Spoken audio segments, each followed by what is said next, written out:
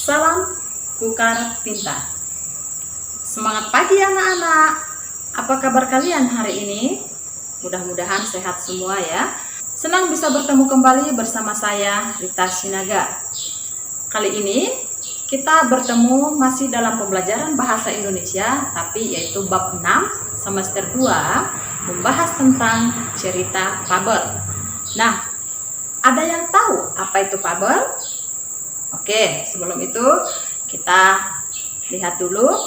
Di sini ada gambar buku bertemakan binatang dan gambarnya semua adalah binatang.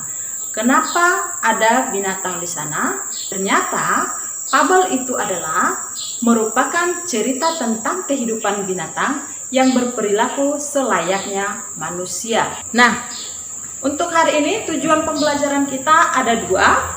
Yang pertama, kalian mampu mengidentifikasi ciri umum fabel, dan yang kedua, kalian mampu mengidentifikasi jenis fabel. Oke, kita mulai. Yang pertama adalah di sini ada ciri umum fabel atau unsur pembangun cerita fabel itu dimulai dari tema atau ide cerita. Dan yang kedua, latar ini melingkupi tempat, waktu, dan situasi. Nah, yang ketiga ada tokoh. Nah, tokoh di sini biasanya ciri umumnya adalah pemerannya adalah binatang. Dan yang keempat ada watak tokoh. Nah, watak tokoh ini adalah sifat-sifat yang digambarkan pada cerita, tapi kalau di sini sifatnya menyerupai manusia. Terus yang kelima ada bahasa. Nah, bahasa yang digunakan dalam cerita ini adalah menggunakan bahasa sehari-hari seperti selayaknya kehidupan manusia. Jadi mereka bercakap seperti manusia dan bahasa ini tidak formal, ya. Oke, dan yang keenam ada amanat. Amanat ini adalah pesan yang disampaikan oleh si penulis, biasanya terletak di akhir cerita. Kemudian ada tujuan komunikasi. Nah, tujuan fabel ini adalah yang pertama menghibur, yang kedua adalah menginspirasi, dan yang ketiga adalah mendidik si pembaca. Nah, seterusnya ada alur. Nah, alur cerita ini biasanya dia menggunakan alur maju. Oke, sekarang kita bahas tentang jenis fabel. Nah, jenis fabel ini ada 3, dan yang pertama itu jenis fabel berdasarkan kemunculannya, yaitu yang pertama adalah fabel klasik dan yang kedua fabel modern. Nah, kalau fabel klasik ini adalah cerita yang telah ada sejak zaman dahulu. Nah, persisnya tidak diketahui kapan ada cerita klasik ini. Terus yang modern itu adalah adanya di saat sekarang atau relatif belum lama. Itu ya.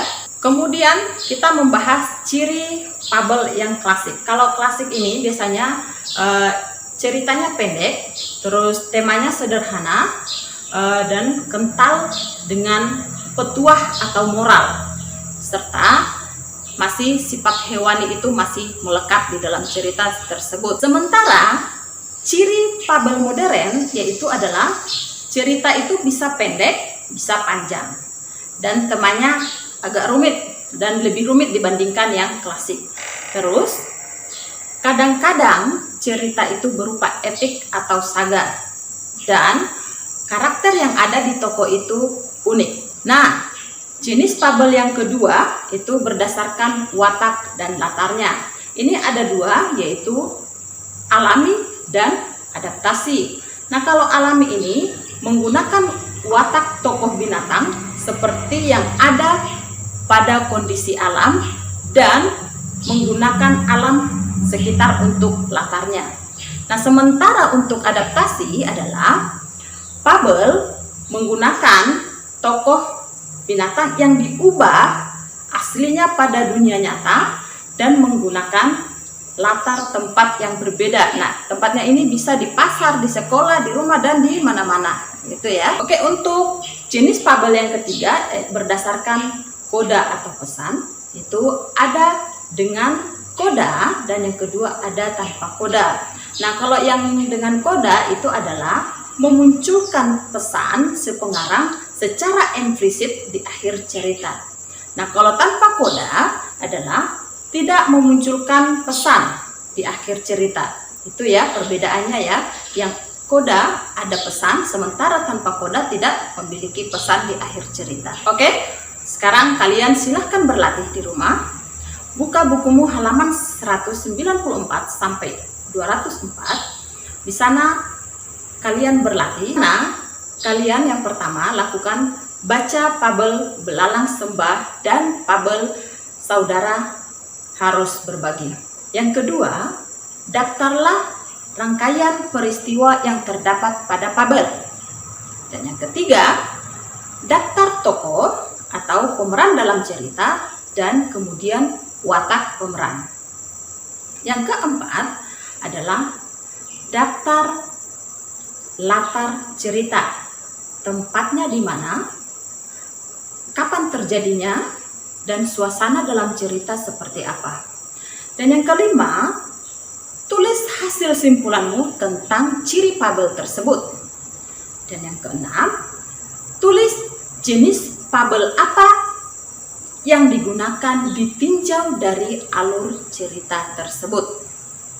Nah, sekarang kalian untuk menambah informasi boleh dicari dari sumber atau baca bukumu secara seksama kalau tidak paham ya. Sekarang kita akan membuat peta pikiran. Pada pertemuan semester 1 kita sudah belajar membuat peta pikiran, dan saya rasa kalian semakin lama semakin pintar untuk membuat peta pikiran. Nah, hari ini kita membuat peta pikiran tentang pembelajaran yang kita hadapi. Yang pertama tadi kita sudah membahas tentang fabel, bahwa fabel itu adalah cerita fiksi berupa dongeng menggambarkan budi pekerti yang diibaratkan pada binatang. Nah, ini nanti kalian teruskan lagi ke belakang, ke bawah. Tadi kan kita sudah membahas ciri umum. Nah, ciri umumnya apa? Kamu teruskan sampai ke bawah, dan ada jenis fabel. Jenis fabel tadi ada berapa? Kamu urutkan. Nah, berlatihlah untuk membuat peta pikiran. Nah, ini membantu kamu untuk memahami pembelajaran hari ini. Oke, saya kira sampai di sini untuk pertemuan pertama. Saya akhiri. Terima kasih. Wassalamualaikum warahmatullahi wabarakatuh. Semangat belajar.